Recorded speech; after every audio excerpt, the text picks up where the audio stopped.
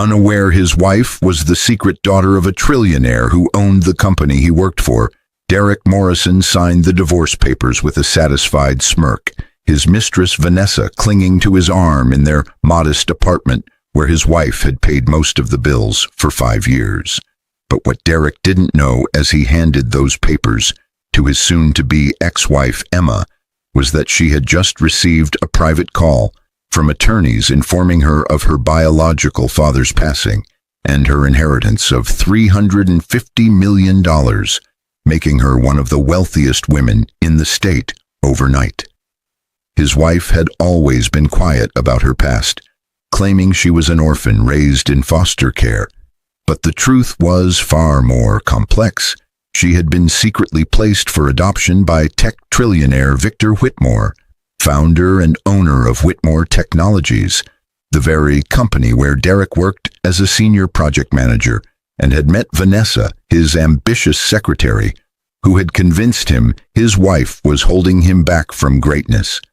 Emma had spent years supporting Derek's career, putting him through his MBA, networking for his promotions, and managing their household while working remotely as a freelance consultant. But he had grown distant after Vanessa started at Whitmore Technologies, complaining that Emma lacked sophistication and ambition despite her being the foundation of everything he had achieved. The divorce papers Derek had just served her included demands for half of their shared savings, money Emma had mostly contributed, and custody arrangements for their apartment lease. But nowhere in those papers did Derek account for the fact that his wife would soon control the very company that employed him, the board of directors already preparing to meet with her as the late Victor Whitmore's sole heir and new majority shareholder.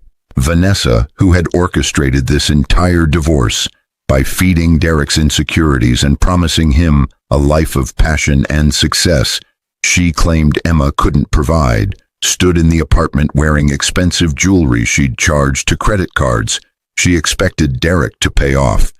But she had no idea that Emma's inheritance included not just liquid assets but controlling interest in a tech empire valued at $12 billion. As Emma quietly packed her belongings in the bedroom, she held the attorney's letter in her trembling hands, her mind reeling from the revelation that the man who had abandoned her as an infant out of fear of public scandal had watched over her from afar her entire life, ensuring she received an excellent education through scholarships and grants that were actually his doing, but never revealing himself until this moment when death forced the truth into the light. Derek, meanwhile, was already planning his future with Vanessa, talking about the promotion he expected, the house they would buy, and the expensive honeymoon they would take, but he remained completely unaware that his soon-to-be ex-wife now possessed the power to reshape his entire existence with a single phone call to the executive board.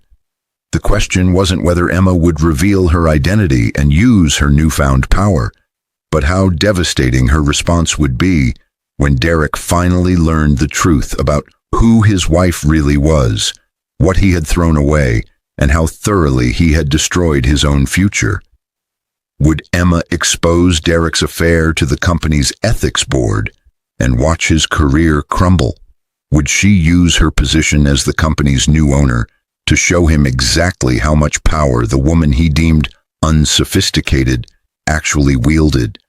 And would Vanessa remain by Derek's side when she discovered that the man she had manipulated into divorce had just walked away from a connection to unimaginable wealth and influence?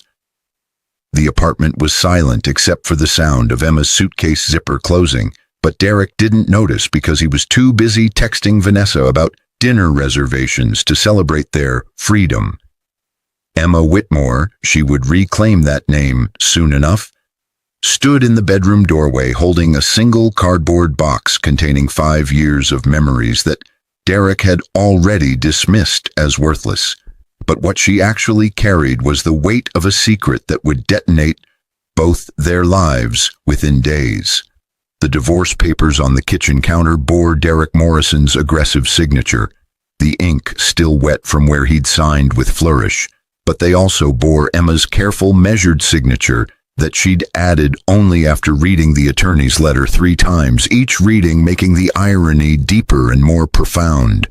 Derek scrolled through his phone, his back to Emma, his mind already in the future he'd planned with Vanessa.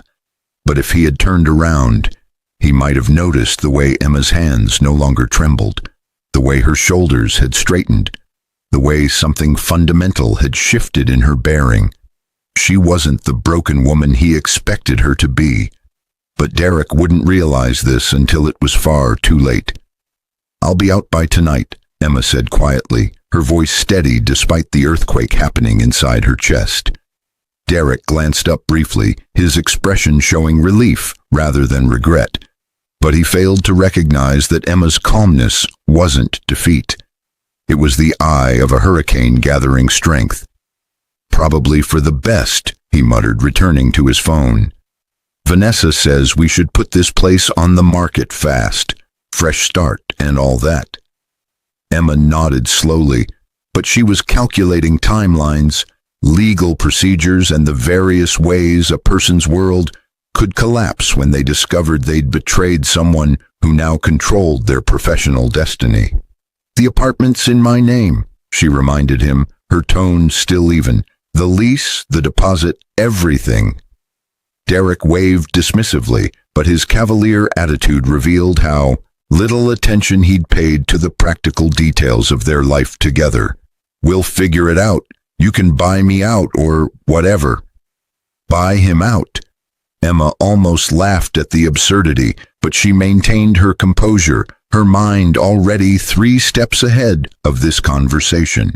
The attorney's letter had been clear. She had 72 hours to claim her inheritance, sign the necessary documents, and assume her position on the board of directors at Whitmore Technologies. But Derek didn't know that in 72 hours, his entire world would transform in ways his limited imagination couldn't fathom. The backstory Emma had maintained for years, orphan, foster care, community college on grants, had been carefully constructed to protect her from exactly the kind of opportunistic attention that wealth attracted. But it had also been a test, one that Derek had failed spectacularly.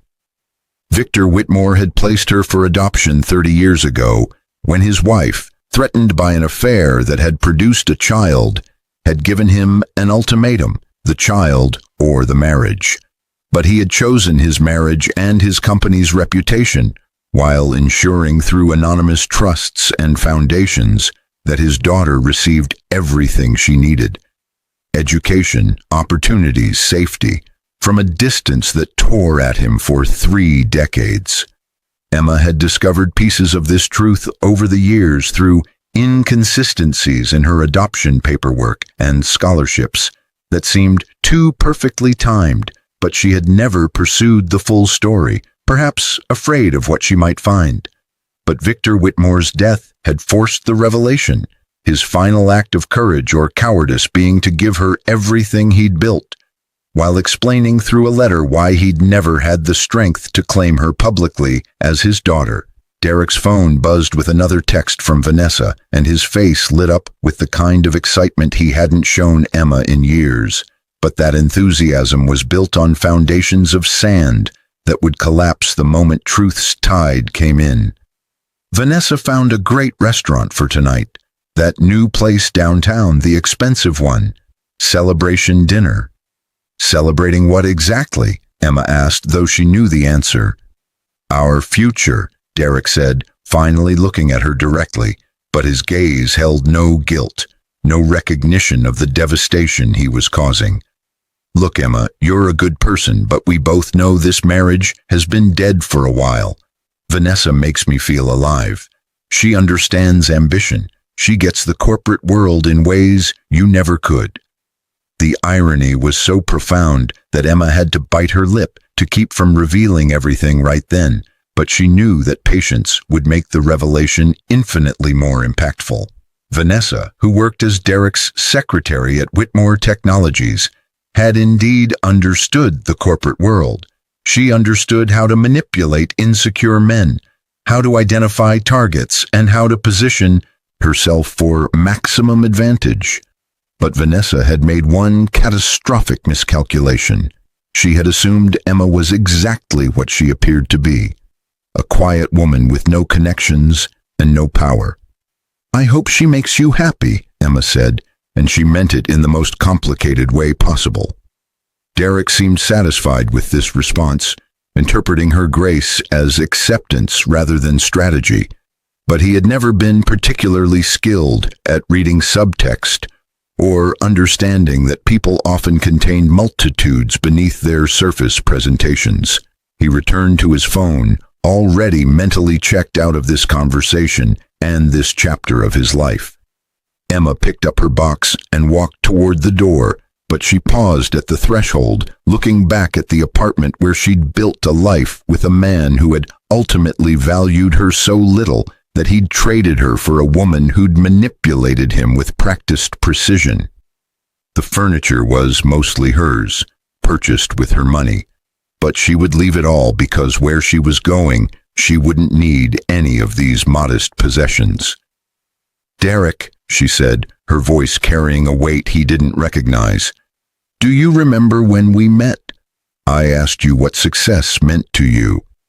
He looked up, confused by this sudden detour into memory, but he answered automatically.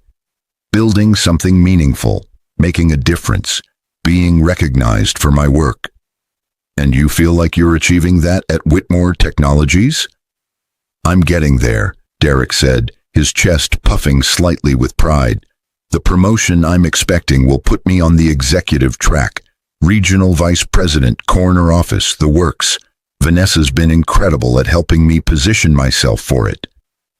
Emma nodded slowly, committing this moment to memory, but she was also noting every detail for the conversation she would have with the board of directors in exactly 68 hours. "I hope you get everything you deserve," she said, and the double meaning sailed completely over Derek's head. She walked out, closing the door with a soft click that Derek barely registered, but that sound marked the end of one existence and the violent beginning of another. Emma descended the stairs of the apartment building, emerged onto the street, and stood for a moment in the afternoon sunlight, feeling the warmth on her face while holding a letter from a dead father she'd never known and divorce papers from a husband who'd never truly seen her. Her phone rang.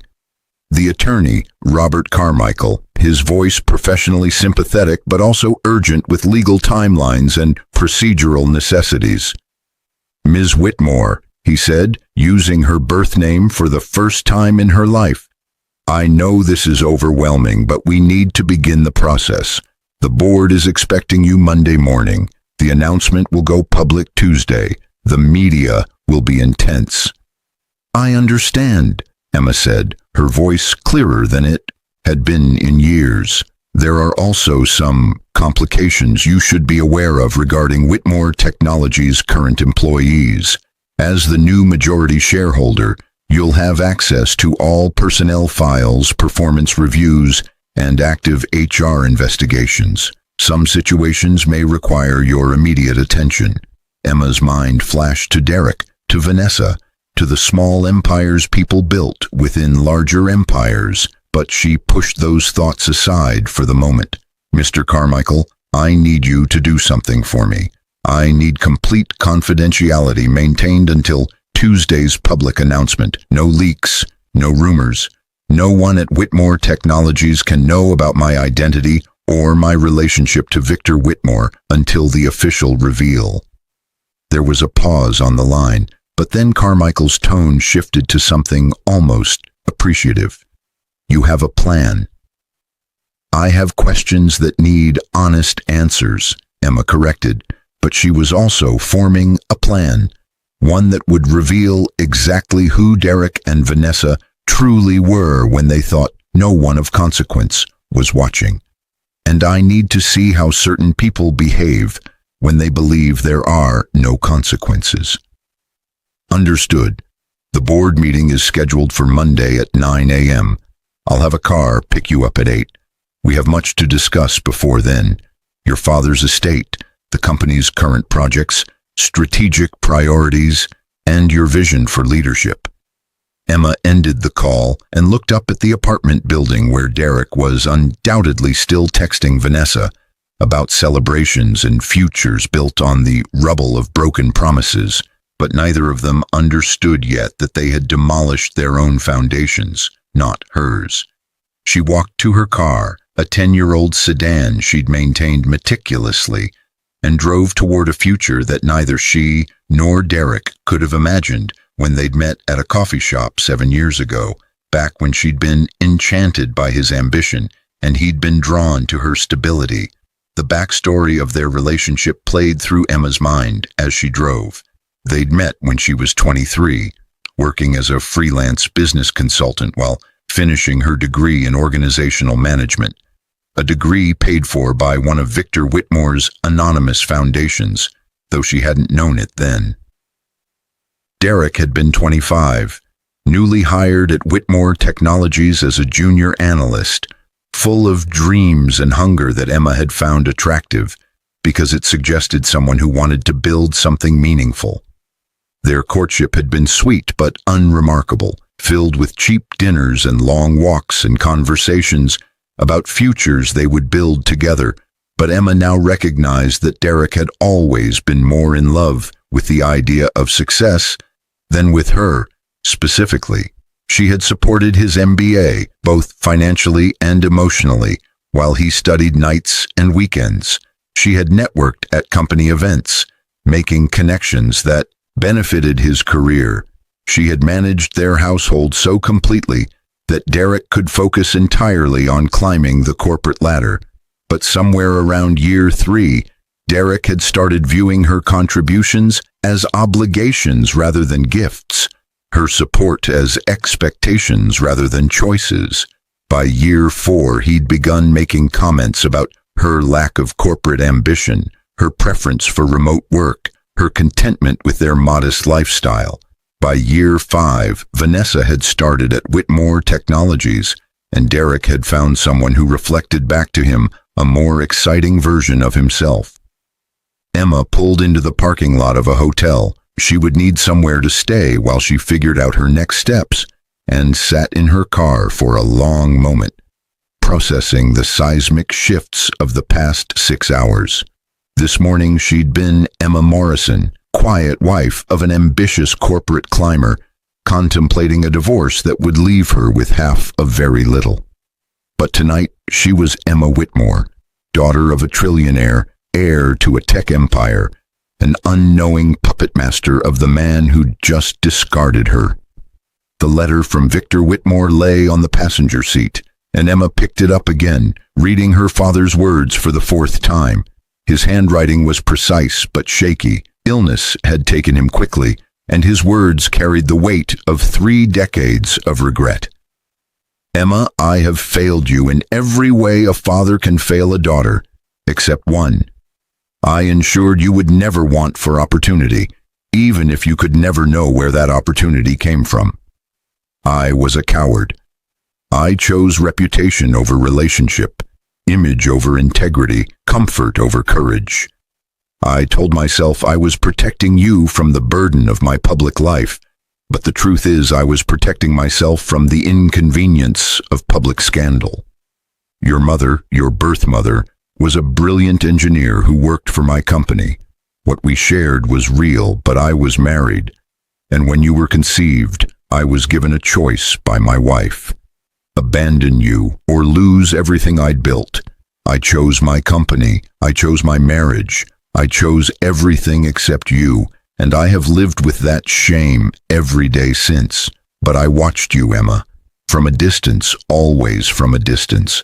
I saw you excel in school on scholarships I quietly funded. I saw you graduate with honors from a university whose endowment I significantly increased the year you applied.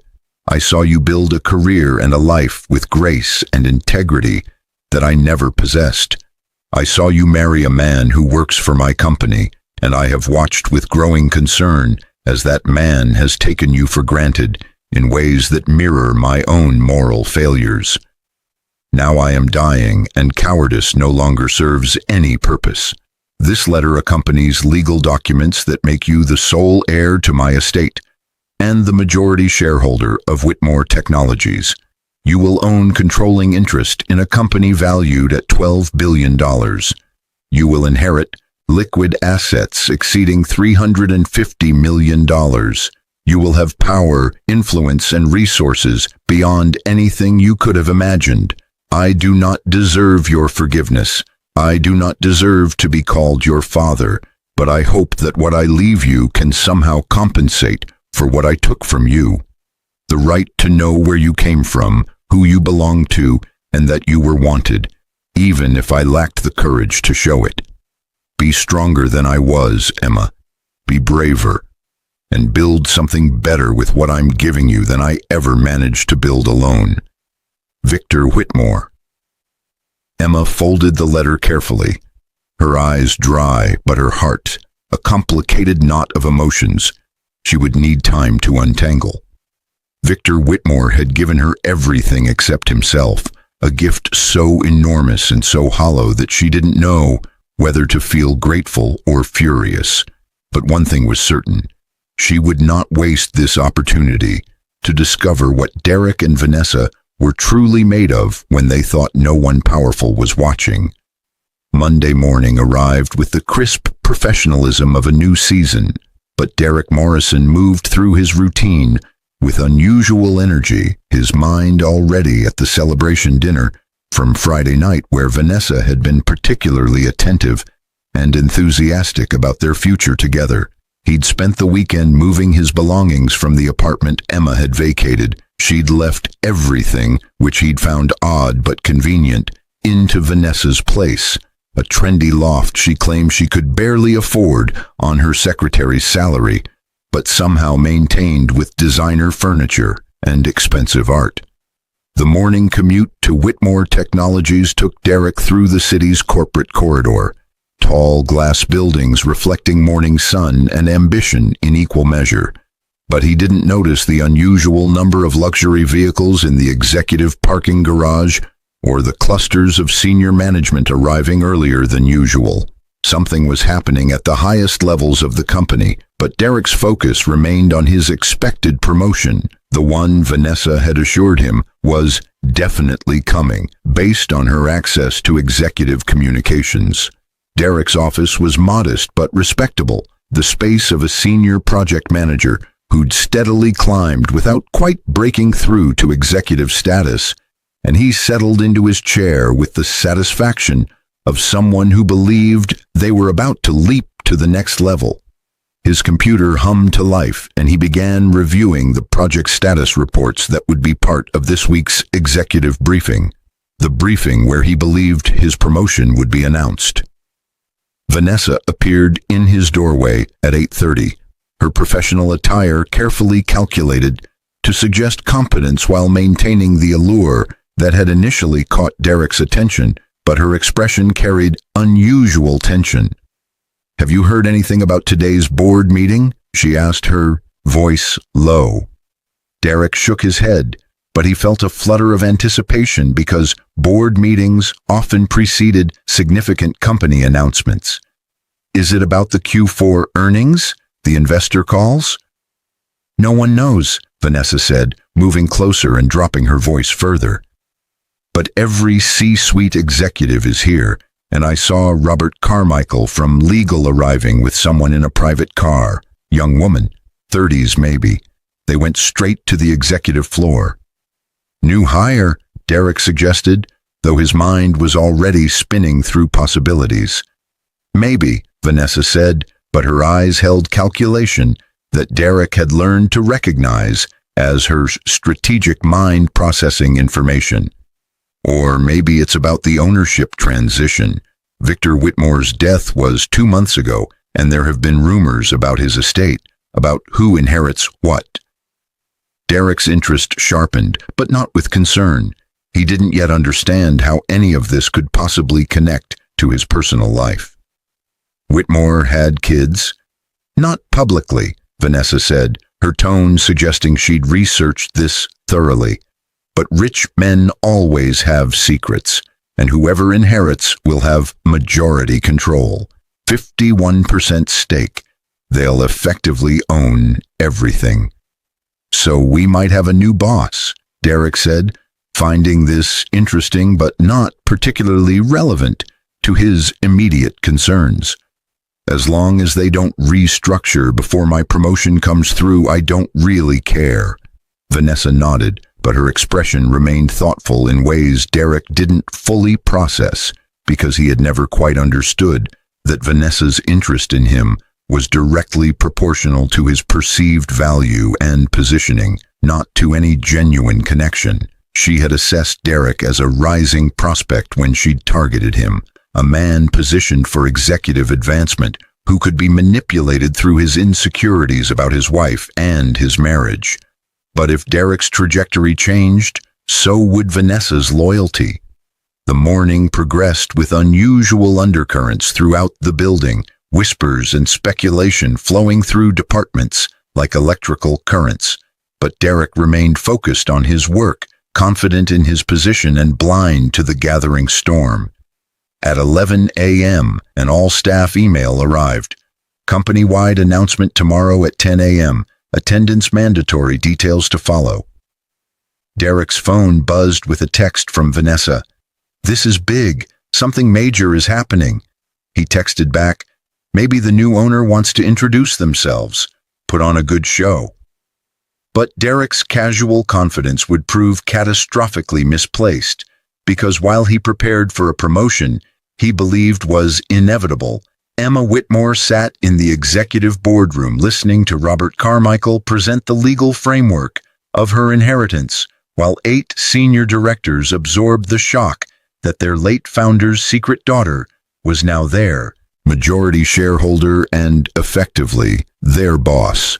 Emma had spent the weekend in intensive briefings, company financials, strategic initiatives, personnel challenges, competitive landscape, and what she'd learned had sharpened her understanding of exactly where Derek and Vanessa fit in the corporate ecosystem. Derek was competent but not exceptional, his advancement aided significantly by Emma's networking and support rather than by pure merit. Vanessa was flagged in HR notes as politically savvy and ambitious. Euphemisms that suggested she was skilled at manipulation but carefully avoided crossing lines that would trigger formal complaints. "The announcement tomorrow will shock the organization," said Margaret Torres, the CFO, a woman in her 50s with sharp eyes that had been assessing Emma since she'd walked into the room. "Victor kept this secret for 30 years. People will have questions. The media will be intense." "I understand," Emma said, her voice calm but carrying authority that surprised even her. "But I'm not interested in making this about personal drama or family secrets. I'm interested in understanding this company, its people, and where it's heading." James Kirkland, the COO, leaned forward with the kind of direct intensity that suggested he appreciated straight talk. "Ms. Whitmore, you now control 51% of a company worth $12 billion, but you've never worked in corporate technology. What are your intentions?" Emma had anticipated this question, and her answer was both honest and strategic. "My intentions are to learn, listen, and understand what my father built before making any significant changes. But I'm not a figurehead, and I'm not interested in being managed or handled. I will be actively involved in understanding every aspect of this company, including its culture, its challenges, and its people." The room absorbed this, but Emma noticed Margaret Torres nodding slightly with what might have been approval. "There are some personnel situations you should be aware of," Margaret said carefully. "Relationships between employees, potential conflicts of interest, situations that haven't quite crossed the line into HR violations but exist in gray areas." Emma's expression remained neutral, but her pulse quickened slightly. "Such as?" Margaret glanced at a tablet, then back at Emma. "Derek Morrison, Senior Project Manager, recently divorced, currently in a relationship with Vanessa Hartley, his secretary. The relationship began approximately 6 months ago, while Mr. Morrison was still married. There have been some concerns about preferential treatment, about Ms. Hartley's access to confidential information, and about Mr. Morrison's judgment. The room went very quiet, but if anyone noticed the slight tightening around Emma's eyes, they didn't comment on it. Robert Carmichael, who knew Emma's connection to Derek, watched her carefully, but Emma's voice remained steady when she spoke. "What actions have been taken?" "The situation has been monitored but not formally addressed," Margaret said. "The affair wasn't technically a policy violation, since Ms. Hartley reports to Mr. Morrison willingly, and she's never filed a complaint. But there have been questions about Mr. Morrison's promotion recommendations for Ms. Hartley, about his access to executive communications through her, and about his recent divorce timing." "I see," Emma said, and she did see. She saw everything with a clarity that 3 days of revelation had provided. "Are there other situations like this?" "A few," James Kirkland admitted. "We're a large company. These things happen. The question is how the new leadership wants to handle them." Emma considered this carefully, weighing vengeance against integrity, personal hurt against professional responsibility, but her answer came from a place of principle that Derek had never properly recognized in her. "I want a full review of all personnel situations that exist in gray areas, not witch hunts, not purges, but honest assessments of whether people are being advanced on merit or manipulation, whether relationships are genuine or strategic, and whether our culture supports integrity or just cleverness." The executives exchanged glances that suggested Emma had just passed some kind of test, but she wasn't finished.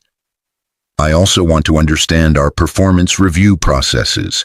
How do we evaluate people? What metrics matter? And how do we ensure that advancement is based on actual contribution rather than proximity to power?"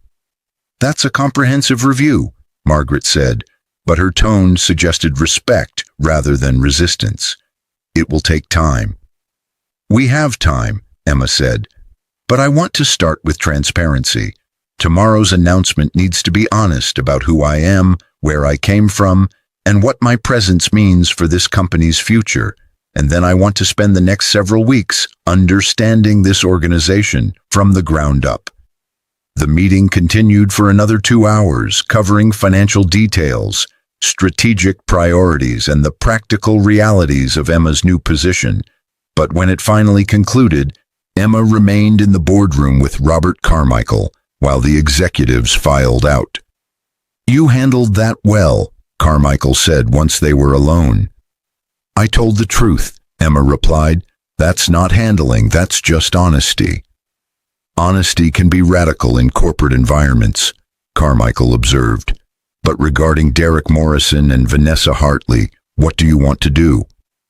Emma walked to the floor-to-ceiling windows overlooking the city, the view from the executive floor revealing the scope of what she now controlled. But her mind was on the man who divorced her days ago, without knowing any of this existed. "I want to do nothing," she said finally. "I want to watch what they do when tomorrow's announcement happens. I want to see how they react, what choices they make, and who they really are when they think no one who matters is watching." "That's a test," Carmichael said. "It's an observation," Emma corrected. "Derek and Vanessa made choices based on what they thought I was worth, what they thought I could offer, and what they thought they deserved. Tomorrow they'll learn information that would have changed those calculations, but by then, the choices will already be made, and we'll all know exactly what kind of people they are." Carmichael nodded slowly, but his expression held concern. "And if what you observe confirms your worst suspicions about their characters, then I'll make decisions about this company's culture and standards based on principle, not revenge," Emma said firmly. "But I won't protect people who built their advancement on manipulation and betrayal." That's not revenge.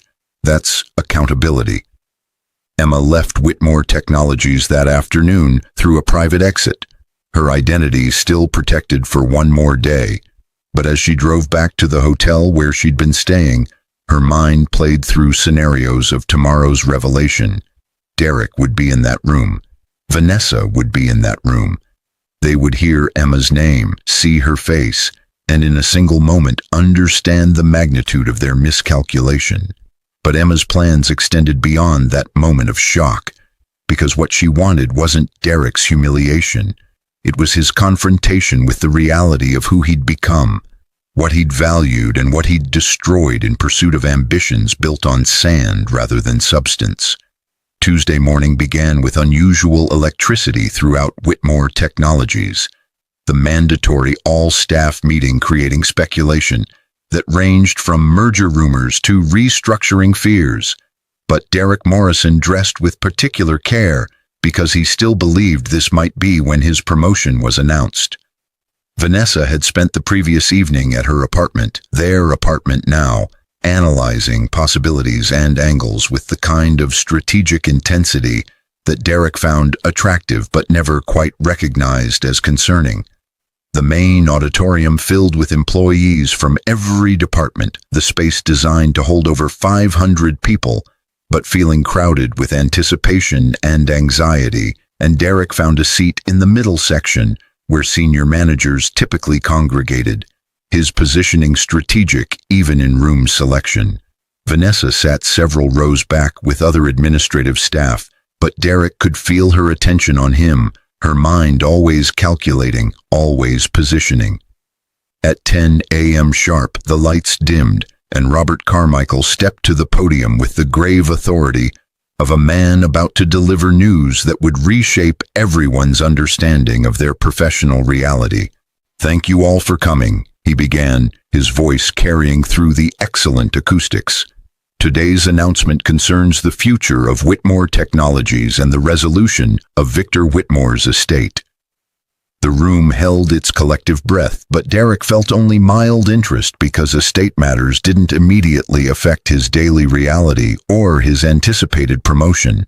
That indifference was about to be shattered. "Victor Whitmore founded this company 40 years ago," Carmichael continued, "and built it into one of the most successful technology firms in the nation. But Victor held secrets that many of you never knew, secrets that he maintained to protect someone he loved, but lacked the courage to publicly acknowledge." The room's attention sharpened, confusion mixing with curiosity, but Derek's expression remained neutral because this still seemed like historical preamble rather than immediate relevance. That would change in approximately 30 seconds. "Victor Whitmore had a daughter," Carmichael announced, and the room erupted in surprised murmurs. 30 years ago, he made the difficult decision to place this daughter for adoption, maintaining her safety and supporting her education through anonymous means while never revealing their relationship publicly. But in his final wishes, Victor corrected this failure by leaving his estate and controlling interest in this company to his daughter, making her the majority shareholder and effective owner of Whitmore Technologies. Derek's interest increased marginally, but he still didn't understand how this could possibly impact him personally. The idea that he might know this mysterious heir, might have been married to her, might have just divorced her, remained completely outside his realm of possibility. "Ladies and gentlemen," Carmichael said, "I'd like to introduce you to Emma Whitmore, Victor Whitmore's daughter and the new majority owner of this company." The lights came up on the stage, and Emma walked out from the wings, her posture straight, her expression composed, her presence commanding in ways Derek had never seen in all their years of marriage. But it took him a full 3 seconds to recognize her, because his brain couldn't process that the woman on stage and his ex-wife could possibly be the same person. The auditorium exploded in shocked whispers and gasps, but the loudest sound was Derek Morrison's sharp intake of breath as his world tilted violently off its axis. His face went white, then red, then white again as his mind raced through implications like a computer processing catastrophic error codes. Emma, his Emma, the woman he'd divorced 5 days ago, the woman he'd dismissed as unsophisticated and unambitious, the woman who'd supported him through everything. She was the heir. She was the owner. She was his boss's boss's boss. Vanessa's reaction was equally visceral, but more immediately calculated. Derek heard her sharp gasp from several rows back, and when he instinctively turned to look at her, he saw her face cycling through shock, horror, and rapid strategic recalculation as she understood that she had orchestrated Derek's divorce from literally the most powerful person in the building. Emma's voice filled the auditorium, calm and clear and carrying authority that seemed to come from some deep place Derek had never accessed in all their years together. "I know this is shocking," she began, and her eyes swept the room, but didn't linger on Derek, a strategic choice that somehow hurt more than direct confrontation would have. "I've spent the past 30 years not knowing where I came from, not understanding why certain opportunities appeared in my life, and not recognizing that I was being watched over from a distance by someone who cared but lacked courage." The room was silent now, every person hanging on her words, but Derek couldn't hear anything past the rushing in his ears as his entire understanding of his life collapsed and reformed into something unrecognizable. "Victor Whitmore was a complicated man," Emma continued, "and I'm still processing what his choices meant and what his legacy represents. But I'm here today to commit to you that I will learn this business, understand this culture, and work to build something worthy of the trust you've placed in this company." She spoke for another 10 minutes about transition plans, about maintaining stability, about respecting the expertise of the people who'd built Whitmore Technologies into what it was. But Derek didn't process any of it because his mind was stuck in an endless loop of realization. He had divorced the owner of the company. He had left the woman who now controlled his professional destiny. He had thrown away a marriage to someone who could give him everything he'd ever wanted. And he had done it all because Vanessa had convinced him Emma was holding him back. When Emma finished speaking and opened the floor for questions, Derek couldn't move, couldn't speak, couldn't do anything but sit frozen in his seat. While around him, people asked about strategic vision and organizational structure, and all the professional questions that competent employees would ask. But all Derek could think about was that conversation in their apartment 5 days ago, about how he'd told Emma that Vanessa understood ambition in ways she never could, about how he'd celebrated his freedom at an expensive restaurant while Emma had quietly packed her belongings and walked away from a marriage to become the most powerful person in his entire professional world. The meeting concluded with polite applause that Derek mechanically joined, his hands moving of their own accord while his brain remained locked in catastrophic processing mode. People began filing out, conversations bubbling up about the shocking revelation, but Derek sat, paralyzed until someone jostled his shoulder. "Derek, you okay?" It was Paul Chen, a colleague from another department, his expression concerned. "You look like you've seen a ghost." Derek's voice came out strangled. I have to." But what did he have to do? Apologize, beg, explain. Every option seemed simultaneously essential and utterly pointless, because no words could possibly bridge the canyon between what he'd done and what he'd only now discovered he'd destroyed. Vanessa appeared at his elbow, her face carefully composed, but her eyes showing calculations that Derek was only now learning to recognize as panic beneath strategic presentation. "We need to talk," she hissed, her hand gripping his arm with intensity that suggested she understood exactly how thoroughly they had both miscalculated. "Now."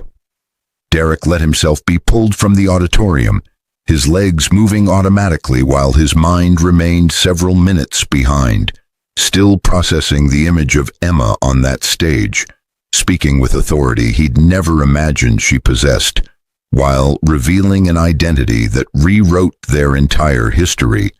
They ended up in an empty conference room, and Vanessa immediately began pacing with the frantic energy of someone whose carefully constructed plans had just collapsed.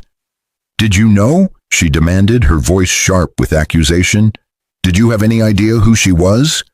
"Of course not," Derek's own voice finally returned, but it came out defensive and shrill.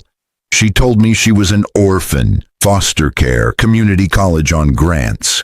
How was I supposed to know her father was Victor Whitmore?" "She's the majority shareholder," Vanessa said, still pacing, her mind visibly working through angles and options. "She controls everything. She controls your career. She controls my job. She controls our entire futures, and you just divorced her." "You pushed me to divorce her." Derek's shock was converting to anger, a defensive response to overwhelming guilt. "You said she was holding me back. You said I deserved someone who understood my ambitions."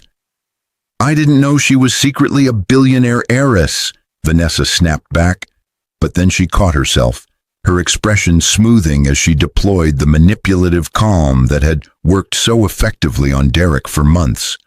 Okay, let's think about this strategically." She announced herself publicly. She's committed to the company. She's going to be focused on big picture issues, not personal grievances. We just need to keep our heads down, do excellent work, and let this blow over. But Derek's mind was elsewhere, replaying conversations with Emma, remembering the way she'd supported him, the way she'd never complained when he spent nights studying for his MBA, the way she'd networked at company events to help his career, and the way she'd quietly accepted the divorce without fighting or pleading or making it difficult. He'd interpreted her grace as weakness, her support as obligation, her quiet strength as lack of ambition. But what if everything he'd believed about Emma was wrong? What if everything he'd valued about Vanessa was hollow? "I need to talk to her," Derek said suddenly. "Absolutely not," Vanessa responded immediately. "That's the worst possible move right now. You need to give her space, let things settle, and approach this professionally, not emotionally." But Derek was already moving toward the door, his mind made up in the way of people who finally understand they've made catastrophic mistakes and become desperate to fix them before the consequences fully materialize. "She was my wife. I need to explain. I need to apologize." "Derek, stop!" Vanessa's voice carried command that had always worked before, but Derek was no longer listening, because for the first time in months, he was seeing clearly, and what he saw was that Vanessa had manipulated him into destroying the most important relationship in his life for her own strategic purposes. He left the conference room despite Vanessa's protests, his mind singularly focused on finding Emma, on explaining that he'd made a mistake, on somehow convincing her that what they'd had was real and could be salvaged despite his betrayal. But as Derek navigated the building toward the executive floor, he didn't yet understand that Emma wasn't interested in explanations or apologies. She was interested in watching what choices Derek would make now that he understood the cost of his previous choices. Derek reached the executive floor and found himself facing an assistant he'd never met, a professional woman in her 40s who assessed him with the kind of protective evaluation that gatekeepers to power learn to deploy instinctively. "I need to see Emma," Derek said, his voice urgent. "Emma Whitmore, it's important." "Do you have an appointment, Mr. Morrison? Derek Morrison, we were..." But how did he describe what they were? Ex-spouses, former partners, victims of his own terrible judgment? The assistant's expression shifted to something that might have been pity or judgment or both. "Ms. Whitmore is in meetings all day, Mr. Morrison. If you'd like to schedule an appointment, I can check her calendar for availability next week." Next week. The words hit Derek like cold water because they made clear that whatever access he'd once had to Emma through marriage was gone now, replaced by professional hierarchies and executive protocols. "Please," he said, his voice cracking slightly, "just tell her I need to talk to her. 5 minutes. That's all I'm asking." The assistant studied him for a long moment, then picked up her phone and spoke quietly into it. Derek couldn't hear the conversation, but he saw her expression shift through several complicated emotions before she hung up. "Ms. Whitmore says she'll give you 10 minutes at 6 p.m. today in conference room A. Don't be late." 6 p.m. Derek had 8 hours to figure out what to possibly say to the woman he'd betrayed, dismissed, and divorced, only to discover she'd been secretly powerful beyond his imagination all along. He nodded mechanically and walked back toward his office, but the building felt different now, the familiar corridors and departments transformed by his new understanding that Emma wasn't just somewhere in this ecosystem. She was at the top of it, looking down at everything including him. The 8 hours between Derek's scheduling of the meeting and 6 p.m. passed with glacial slowness, each minute feeling like an hour as he sat in his office trying to work, but mostly replaying every conversation with Emma, every dismissive comment he'd made, every time he'd compared her unfavorably to Vanessa. His colleagues had heard about the announcement, and several stopped by to express surprise that he'd never mentioned being married to Victor Whitmore's daughter, not understanding that Derek himself had only learned this information hours ago. Vanessa had texted him 17 times, her messages escalating from strategic advice to demands to meet, to accusations that he was about to make things worse, but Derek had silenced his phone because he couldn't deal with her manipulation while trying to process his own catastrophic misjudgment. Around 3 p.m. he'd walked past Vanessa's desk and seen her on the phone, her voice low and urgent as she spoke to someone about opportunities elsewhere and better situations. And Derek had understood with sinking certainty that Vanessa was already planning her exit strategy, calculating her next target, demonstrating exactly the kind of opportunistic character that Emma had possessed the opposite of. At 5:45 p.m., Derek left his office and walked to conference room A with the slow deliberation of someone approaching their own execution. The room was one of the mid-level executive spaces, not ostentatious but professional, with a large table, comfortable chairs, and floor-to-ceiling windows showing the city lights beginning to emerge in the early evening. Emma was already there, sitting at the head of the table in a tailored suit that Derek had never seen before, her posture straight, her expression neutral, her entire presence radiating a quiet power that Derek now realized had always been there, but he'd been too blind to recognize. "Thank you for seeing me," Derek began, his voice uncertain as he took a seat 3 chairs away, the distance between them suddenly symbolic of everything he'd destroyed. "You asked for 10 minutes, Emma said, her voice professional and cool. "I'm curious what you think you need to say." The directness was jarring, so different from the Emma who'd gently supported him for years, but Derek pushed forward because he'd spent 8 hours convincing himself that he could fix this if he could just explain. "Emma, I had no idea about your father, about who you really were. If you'd known what?" Emma interrupted, her eyes finally meeting his directly. "That I was worth staying married to? That I was worth respecting? That I was worth treating with basic decency instead of abandoning for your secretary?" The words hit like physical blows, each one accurate and devastating, but Derek fumbled forward. "That's not fair. You never told me about your background. You let me believe you were just what, Derek?"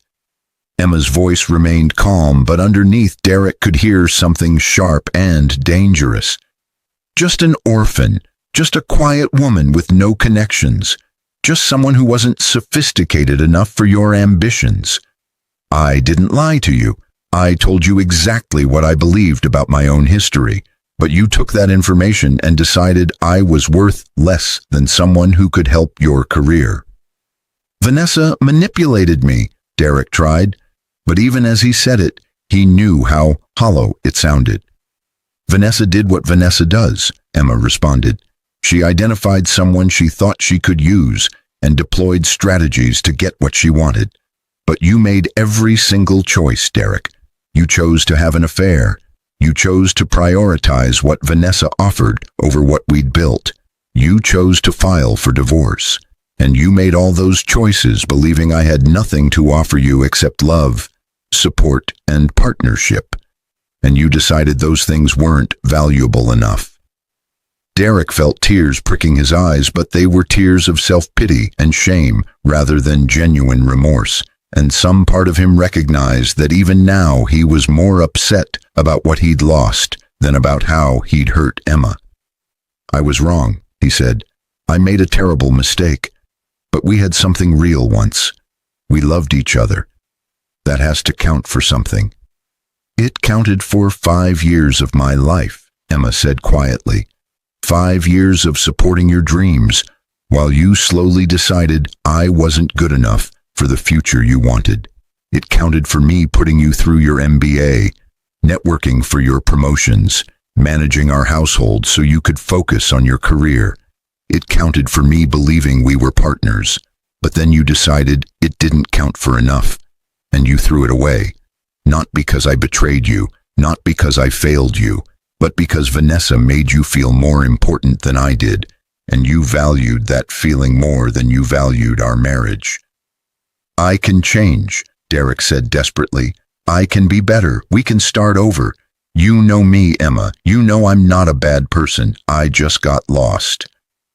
Emma was silent for a long moment, studying Derek with an expression he couldn't quite read.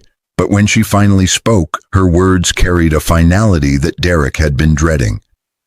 You're not a bad person, Derek. You're a weak one. You're someone who values image over substance, feeling over commitment, and convenience over integrity. And you're right that I know you. I know you better than you've ever known yourself.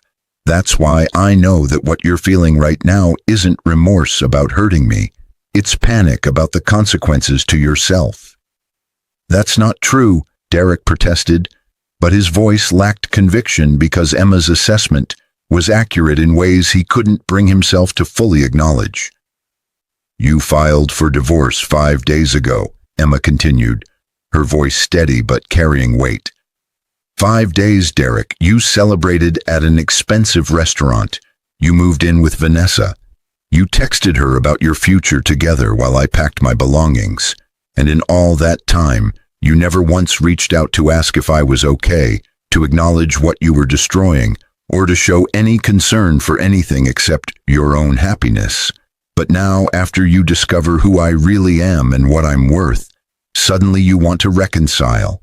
Suddenly our marriage was valuable. Suddenly you remember that you loved me. Derek opened his mouth to protest, but no words came because every defense he could offer would only prove Emma's point more thoroughly. I gave you access to the most important parts of my life, Emma said. My time, my energy, my support, my love. And you took all of it for granted because you thought I had nothing else to offer. You thought I was just a quiet woman with no ambitions and no value beyond what I could do for you. But the truth is, Derek, I always had more to offer. You just never bothered to see it because you were too busy measuring my worth by standards that had nothing to do with actual value. What do you want me to say? Derek's desperation was transforming into defensive anger, a last refuge for people confronting their own moral failures. That I'm sorry that I was wrong. I was wrong. What else is there? There's the truth, Emma said simply. The truth is that if I had announced my identity before you filed for divorce, you never would have left me. You would have stayed because I was suddenly valuable by your standards. But that wouldn't have been love, Derek. That would have been opportunism. And that's exactly what Vanessa offered you. She saw your value as a rising corporate prospect and positioned herself accordingly. You two are actually perfectly matched. The observation was clinical and devastating, and Derek felt something breaking inside him that he suspected was his last defense against understanding the full scope of his moral failure. "So that's it," he said, his voice barely above a whisper. "Our marriage, our history, everything we had, none of it matters." "It mattered," Emma corrected gently. "It mattered very much.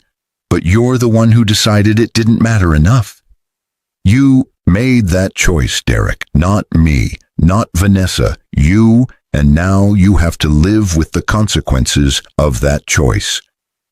"What consequences?" Derek asked, and immediately regretted the question, because it revealed that even now he was still focused on what this meant for him, rather than what he'd done to Emma.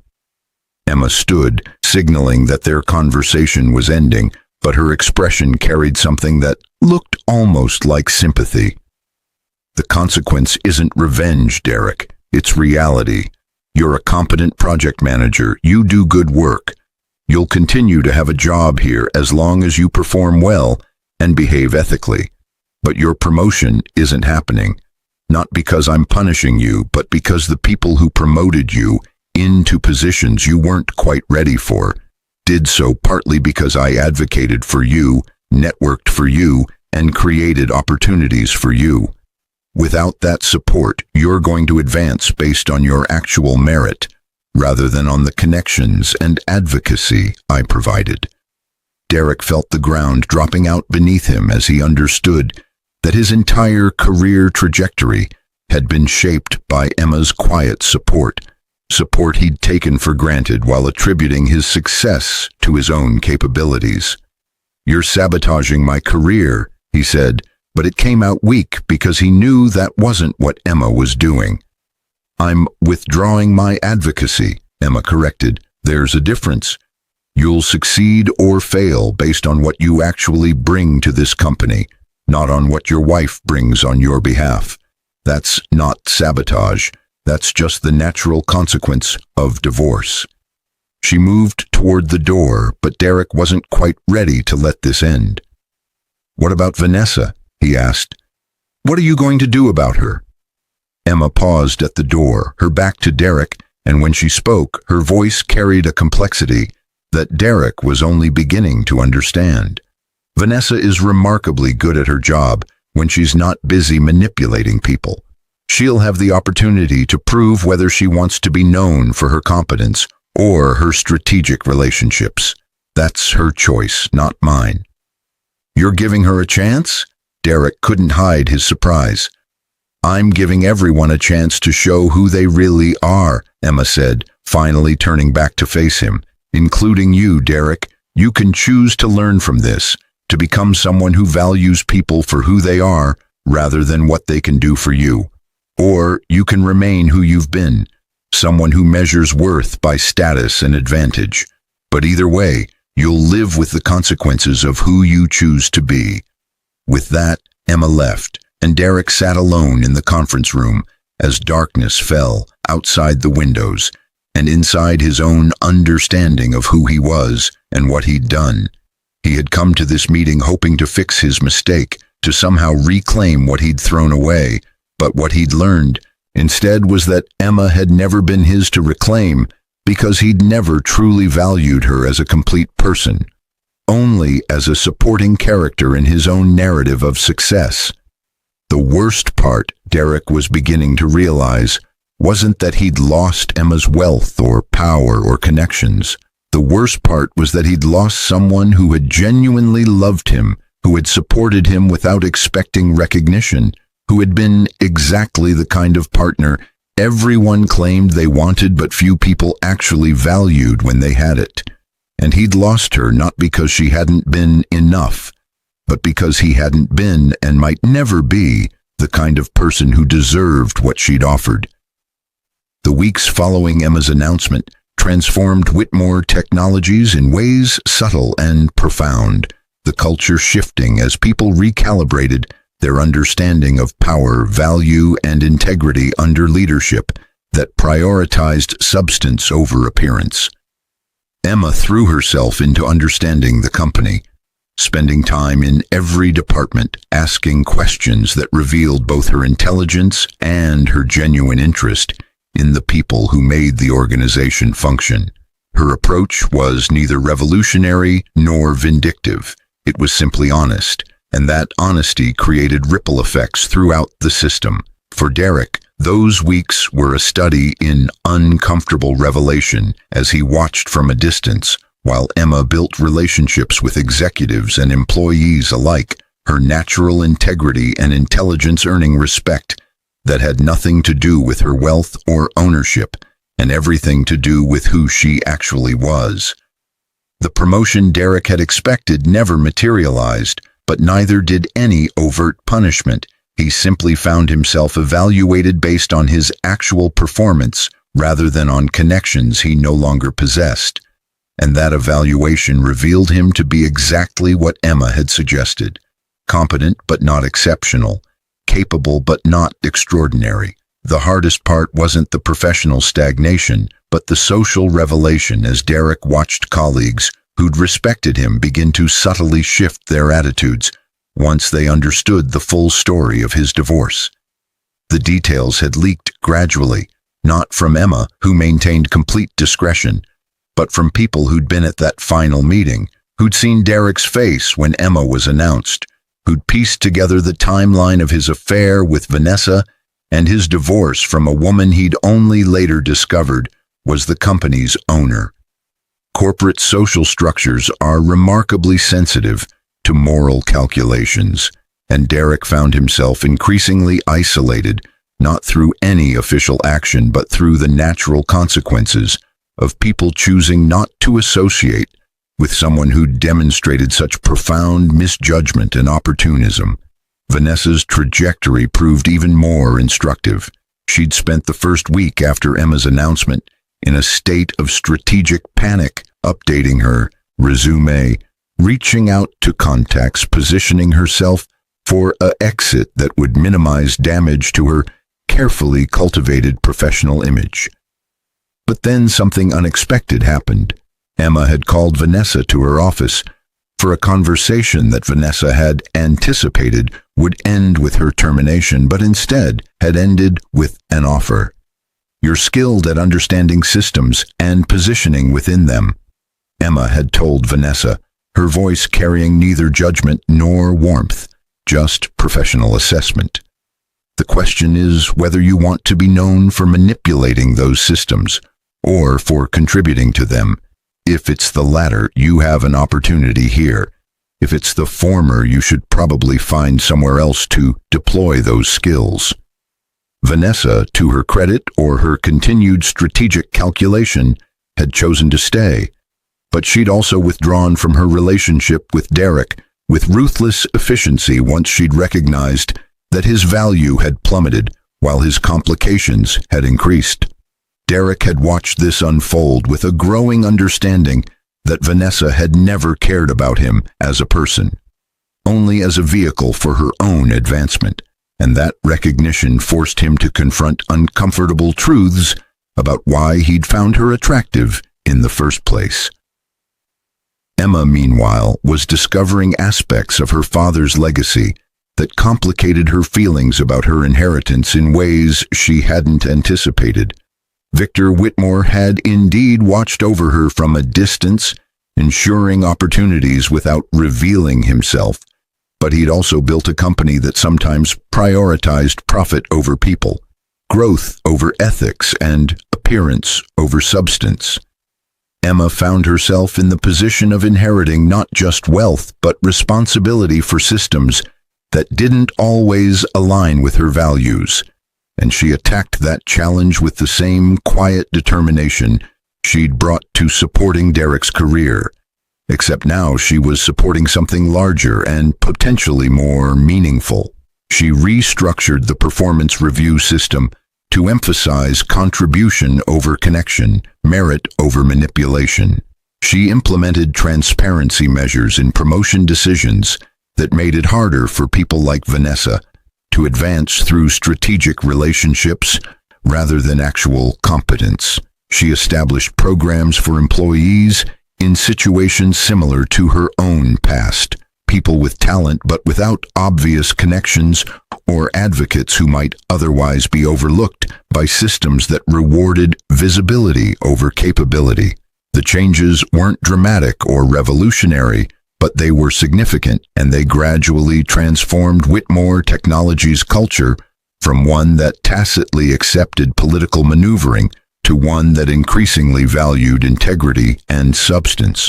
Some people left, including several executives who'd thrived under the previous system, but many more stayed and thrived under leadership that recognized them for what they contributed, rather than who they knew. Derek watched all this from his position of competent mediocrity, no longer rising but not exactly falling either, just existing in the middle of the pack where his actual capabilities placed him. The hardest moments came when he'd see Emma in the cafeteria or the hallways. Her presence never quite comfortable but never overtly hostile either, as she treated him with the same professional courtesy she extended to all employees. Nothing more, nothing less. The complete absence of special consideration somehow more painful than active antagonism would have been. One evening, approximately 2 months after Emma's announcement, Derek found himself working late on a project deadline, and he encountered Emma in the building's lobby as she was leaving. For a moment, they stood in the kind of awkward proximity that former intimates sometimes experience, neither quite sure what acknowledgement was appropriate or expected. "Derek?" Emma said simply, her tone neutral. "Emma," Derek replied, then found himself speaking before he could stop himself. "I've been watching what you're doing here. The changes you're implementing. They're good. They're right." Emma studied him for a moment, her expression unreadable. "Thank you," she said, but didn't elaborate or invite further conversation. Derek knew he should let this go, should accept the professional boundaries Emma had established, but something pushed him to continue. "I understand now," he said quietly, "what you were trying to tell me in that conference room about value and worth and measuring people by the wrong standards. I understand it now." "Do you?" Emma's question wasn't mocking, just genuinely curious. "I think so," Derek said, though his voice carried uncertainty. "I spent our entire marriage focused on becoming someone important by standards that didn't actually matter. Position, status, perception. And I failed to recognize that you were already someone important, not because of who your father was, but because of who you were, your integrity, your support, your actual character. I measured you by categories that had nothing to do with your real value, and I lost something irreplaceable because I was too blind to see what actually mattered."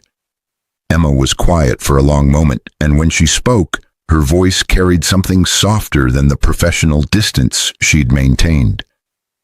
"That's closer to understanding than you've gotten before," she said. "But Derek, the real question isn't whether you understand what you lost with me. It's whether you understand what you lost in yourself, the person you could have been if you'd valued the right things, if you'd built your life on substance instead of appearance, if you'd been someone who measured worth by actual character, rather than by what people could do for you." The observation hit Derek with the force of revelation because Emma was right. His regret had been primarily about losing her, about what he'd sacrificed, about what he no longer had access to, but he hadn't spent nearly enough time considering the person he'd become in making those choices, the moral compromises he'd accepted, the character he'd failed to build while chasing external validation and status. "I don't know if I can become that person now," Derek admitted, his voice barely above a whisper. "The person I should have been. I don't know if I have that kind of strength or integrity." "That's the most honest thing you've said to me since the divorce," Emma responded. "And that honesty is actually a foundation you could build on, if you choose to. But Derek, you have to understand that becoming better isn't about winning me back or fixing what we had. That's over. It's about deciding what kind of person you want to be for the rest of your life, regardless of external consequences or rewards. With that, Emma walked toward the exit, pausing only once to look back.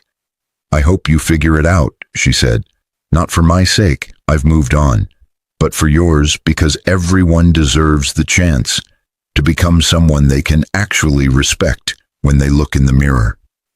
Then she was gone, and Derek stood in the empty lobby processing the gift Emma had just given him.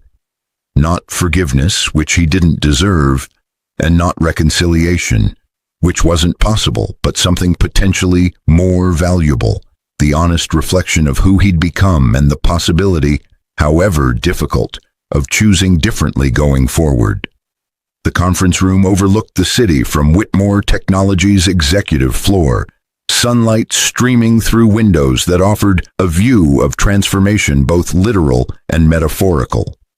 Emma Whitmore sat at the head of the table, now 32 years old, and fully settled into leadership of a company that had grown under her guidance from $12 billion to $16 billion in valuation, not through aggressive acquisition or questionable practices, but through steady innovation and a culture shift that had attracted top talent who wanted to work somewhere that valued integrity alongside ambition.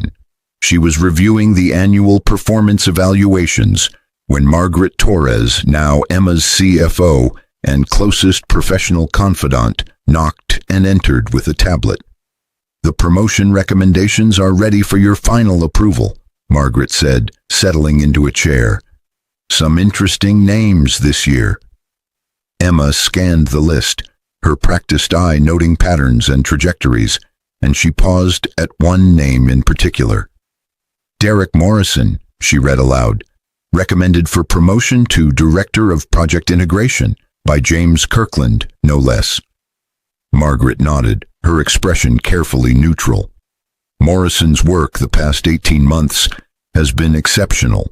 He completed the Midwest restructuring project ahead of schedule and under budget.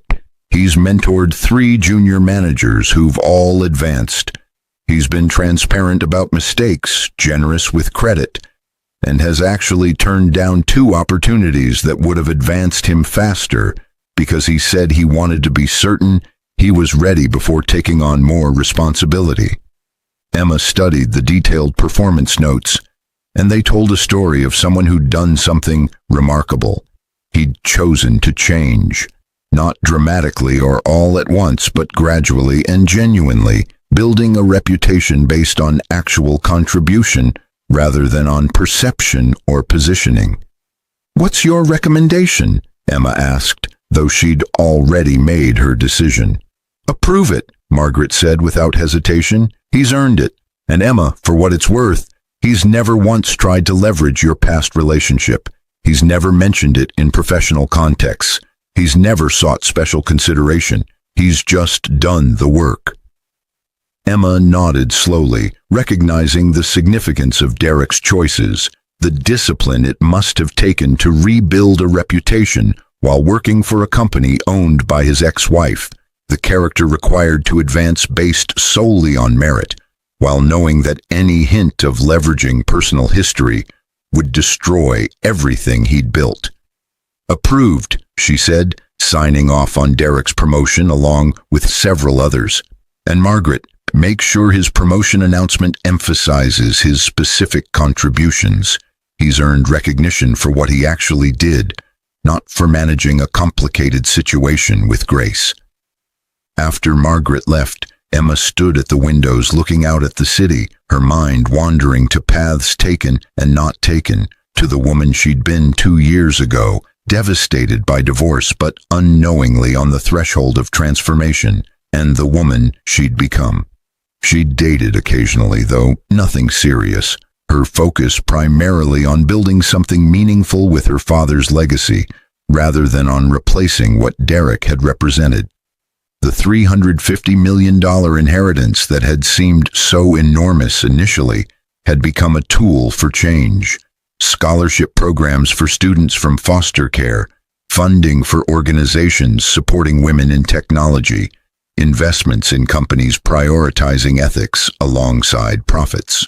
Her phone buzzed with a text from Vanessa Hartley, now working in a completely different department as a strategic operations analyst, a role that utilized her skills at understanding systems without requiring the interpersonal manipulation that had characterized her earlier career. Vanessa had indeed chosen competence over connection, and while she and Emma would never be friends, they'd developed a mutual professional respect built on honest assessment rather than on pretense or history. The text was simple. Saw Morrison's promotion announcement. Well deserved. Progress looks different for everyone, but it's real when it's earned. Emma smiled slightly at Vanessa's observation, recognizing that Vanessa too had chosen a different path, one that suggested people could indeed change when consequences forced honest self-assessment. She didn't respond to the text. Some communications required acknowledgement through action rather than words, but she appreciated the recognition of what Derek's journey represented. That evening, Emma left the office at a reasonable hour, one of the benefits of building a culture that didn't worship overwork, and drove to a small restaurant where she was meeting with a group of young professionals from her scholarship program. These gatherings had become monthly traditions, opportunities to mentor people facing challenges similar to those she'd once faced, chances to provide the kind of direct support that Victor Whitmore had never quite managed to offer her. As she listened to scholarship recipients discuss their goals, challenges, and aspirations, Emma found herself thinking about inheritance in its fullest sense, not just the money and company she'd received, but the responsibilities, complications, and opportunities that came with power and resources. She'd inherited her father's wealth, but she was choosing to build her own legacy, one that prioritized presence over distance, transparency over secrecy, and the kind of courage that Victor Whitmore had struggled to manifest.